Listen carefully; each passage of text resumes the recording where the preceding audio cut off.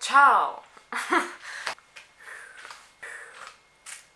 Zdaj pa nam pojedla. Prvo kot prvo, dajmo prosim eno stvar vsi skupaj zdaj narediti. In s tem ne mislim spucati lečo. Problem je samo, ker je pač umazana. Zdaj pa prvo kot prvo, video ta gre na pauzo. Zakaj? Vsi pejte do hladilnika. Vzemite si sok, vzemite si penino, vzemite si deci viskija, lahko manj. Vzemite si mlek, čaj, kavo. Me ne zanima, pejte si nekaj iskati, z mano te nazdravili. 12.000 nas je.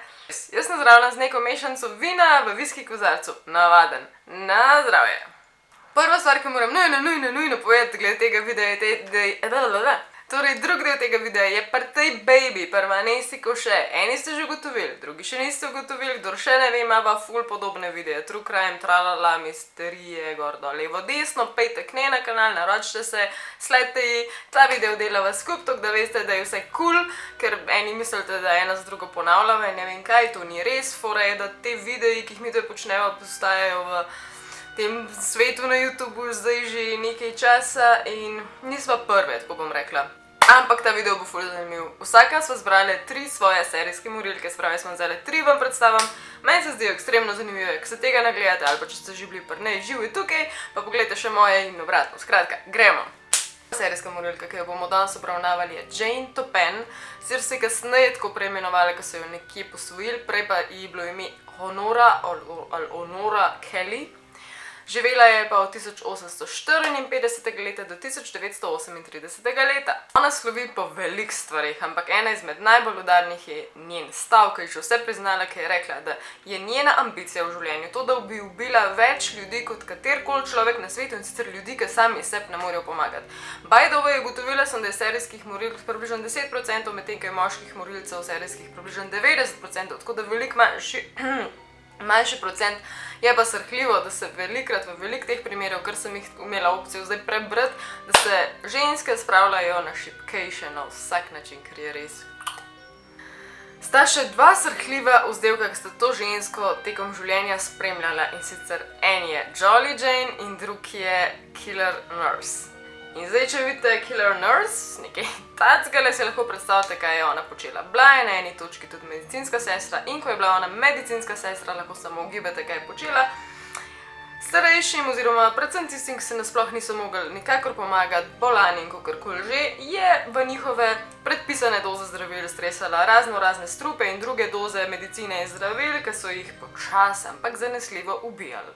Preden se začnemo zgražati na njeno kruto življenjsko zgodbo, da izskočimo mečkoma prevrtimo nazaj na njeno otroštvo, medtem ko je njena mama umrla zelo zgodaj v njenem otroštvu zaradi tuberkuloze, ker je že ta grozna bolezen. Oče pa je bil v bistvu precej slaven pijanec, slovijo predvsem po tem, da je bil že v bistvu blazen zaradi tega in zaradi svoje blaznosti ne bi v svojih zadnjih letih, ko je popolnoma zblaznel, o tem so krožile govorice, da ne bi si skupaj zašil oči, zaradi tega, ker je imel te pripomočke, ker je bil navsezadnje krojač. Potem ju je oče, njo in pa njeno sestro oddal v sirotišnico, tako da v štartu njuno otroštvo oziroma njeno otroštvo Jane je bilo itak absolutno totalno slabo. So jo pa tudi potem posvojili oziroma to so bili potem foster starši, to so starši, ki v bistvu bolj plačujejo za to, da ti preživiš oziroma v tem primeru je bilo tako, da je ona delala pri njih. Ona delala v precej slavni tej Cambridge Hospital, pa še eni drugi, ampak v tej Cambridge Hospital je ona postala znana kot Jolly Jane, zaradi tega, ker je bila tako vesela, preprosta, optimistična ves čas in preprosto nobenemu se ni sanjalo, da je karkoli narobe. Razen tega, da so jo 2krat v bistvu tudi odpustili, ker so pa ugotovili razna predoziranja na raznih tabletih in vseh teh stvareh, vendar niso posumili, da gre tukaj za karkoli namernega, ampak so ugibali, da je to samo napaka pri delu.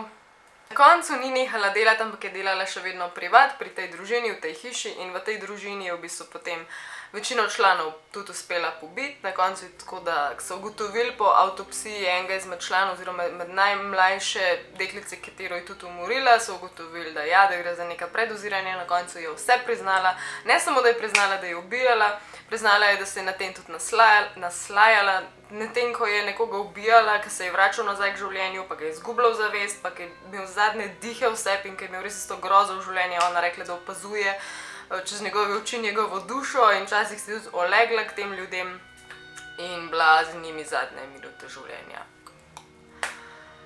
Drugič, ta je meni najbolj fascinantna, ker ne moram verjeti, da še nisem slišala za to žensko, ampak zdaj boste tudi vi. Sem zanimivo, tle mi je ozadje celotne njene zgodbe.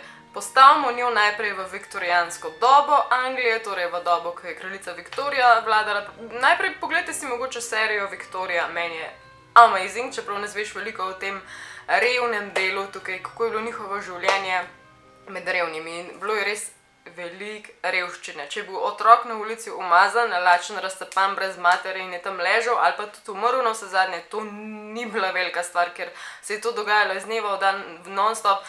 Takrat je bil splav popolnoma, ni bil v njihovih glavah kot opcija. Tudi če je bilo to možno izvesti, niso razmišljali o tem tako kot danes, in preprosto otrok je bilo en kup, s tem, da je samo vsak drugi otrok, se pravi 50% otrok je dejansko preživel dlje kot do svojega 5. leta starosti.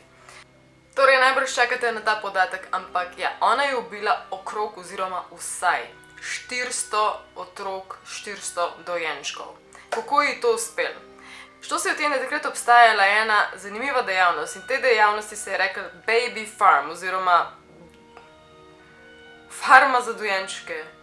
Princip je tak, da starši oziroma matere, samohranilke, kakorkoli že, v glavnem nekdo, ki ni sposoben tega otroka vzdrževati in mu še zmeraj želi, da nekako preživi, plača 5 ali več funtov nekomu drugemu, ki je ta foster parent oziroma oseba, ki bo vzela te otroke pod svoje okrilje in za njih skrbela do mere, da pač preživijo.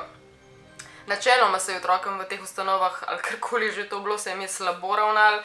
Amelia Dyer, ki ima v bistvu res primerno ime Dyer, je to počela tako, da je pač res neskončno veliko teh otrok vzela v svoje zavetje, jih preprosto odvrgla ponavadi v reko, da so se čim bolj zgubili in jih več niso našli. Včasih je počela tudi to, da jih je obdržala toliko časa, da je telo kot tako truplo začelo že toliko razpadati, da ga na koncu ne bi mogli več prepoznati in šele potem ga odvrgla, da pač ne bi sledi vodila nazaj k njej. V bistvu vsaka 12. ženska prostitutka, lahko se predstavljate, če ni bilo splava, ni bilo zaščite, koliko je bilo to enih otrok, s tem, da moški niso imeli nobenih obveznosti, preprosto so rekli, da s tem nič nočejo in to je to. In je bilo vse na ženski, ki pa ni nič mogla, tako da ni toliko nenavadno, da so otroke oddajali po 5 funtov naprej. Ona je imela neke vrste to srečo, ali kakorkoli že, da je bila izobražena in zaradi tega, ker je bila izobražena, je bila toliko brihna, da se je res znašla v tej situaciji. Meni se zdi, da za 400 otrok, ki jih pošlješ v pogubo, res čudež, da te ne ujamejo prej nekako. Otroke so ji prepustili tudi iz razloga, ker je pisala res domiselna pisma, taka pisma, da so se starši pač, oziroma matere, kakorkoli že, da so se omehčale, so rekli, ok, ona je pa ziher primerna ženska, da ji dam svojega otroka v skrb. S tem, da zgledala je tako, kakor je, jaz bi se moja že na prvi pogled malo ustrašila. Njen konec je bil tak, da se je v bistvu sama najprej poskusila zastrupati, spila je 2 steklenice strupa, očitno je bila na to že malo odporna, ker vsak normalen človek ba je bil umrl po taki količini, ona pa ni, tako da itak so jo takrat že dobili in ujeli, tako da je bila potem javno obešena. In še tretja naša bejba, naša soseda, Italijanka Leonarda Cinciulli. Upam, da sem to prav povedala. Spet vzorce ponavlja ona kot dojenček je bila spočeta v bistvu od posilstva in tudi njena mama se je bila prisiljena poročiti s tem človekom, ki je posilil. Tako da navsezadnje ta otrok ni dobil nobene ljubezni in ves čas je pač želela to ljubezen in to se je tudi potem odražalo v tem, koliko zelo neskončno rada je imela ona svoje otroke. V bistvu se je ustvarila čisto normalno družino, tudi poročila se je, iz možno sta se podala in sta tam začela življenje in sicer v Correggio v Italiji. Ampak preden sta ona dva prišla v to mesto, v Correggio, ona je bila zelo vraževerna gospa in enkrat se je pač podala k vedeževalki in ta vedeževalka ji napovedala, da bo ona imela ogromno otrok, ampak bo izgubila vse po vrsti. Kakor sem že povedala, bila je požrtvovalna mama, bila je ljubeča mama, vsi so jo poznali na ta način, vsi so jo poznali kot zelo prijazno, izjemno osebo tam, kjer je delala. Ampak imela ne bi baje opcijo, da ona zelo mi to prekletstvo in sicer na ta način, da žrtvuje druge ljudi. V Correggio, kjer je imela to svojo trgovinco, tam je izdelovala in prodajala milo.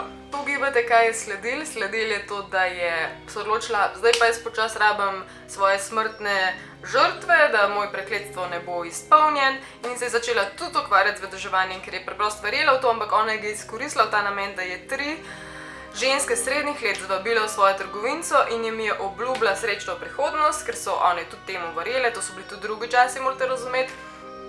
In jim je rekla, Ok, edin pogoj je, da ste srečne, ne povejte nikomur, kje ste, sporočite jim samo, da ste srečni, da bo v vašem življenju vse super, vse bo odlično. Na ta način se je ona zavezala, da je imela mir, noben jih ni iskal, naj jih ne bi iskal, noben se ne bi sekiral. One so bile pa tudi srečne, ker so verjele, da bo imela pač srečno življenje.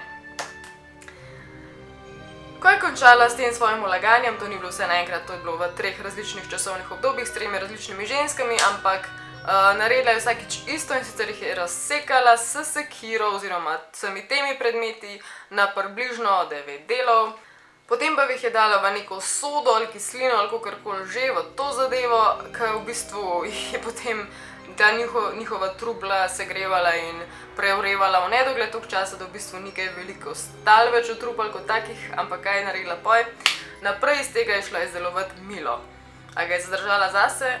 Ne. Prodajala ga je naprej, delila ga je s svojimi sosedami, s kupci in tako naprej. To milo je potovalo naprej. Skratka, bila je označena za do neke mere noro, ampak še vedno je bila kao primerna za sojenje in na sojenju je dobila 30 let zapora plus 3 leta v neki ustanovi za dokaj nore, I guess. Ženska ni bila pri sebi, skratka, razlagala je, da je zadnja ženska imela najboljši okus, da je bila sladka in ne vem kaj, v glavnem preveč se je že zvrzirala v ta mila, če mene vprašate, tako da ja. To je to za danes. Te 3 sem vam predstavila, druge 3 si pogledajte, prva nisi, upam, da vam je bilo všeč, se vidimo naslednjič. Spodaj pišite komentarje, to ste zdaj večkrat že pozabili, se mi zdi, ampak predloge mi dajte in tisti, ki bomo imeli največ lajkov, so potem v prvi vrsti naprej za glasovanje za naslednji video, tako da hvala, ki ste gledali, Alenka vas rada, hvala za 12.000 naročnikov, upam, da ste speli tisto, si pripravili zraven za video za speed, da niste pozabili, ker to se zgodi, to se meni dogaja. Ok, glavno, radi smo imeti pridni bote, aj čau,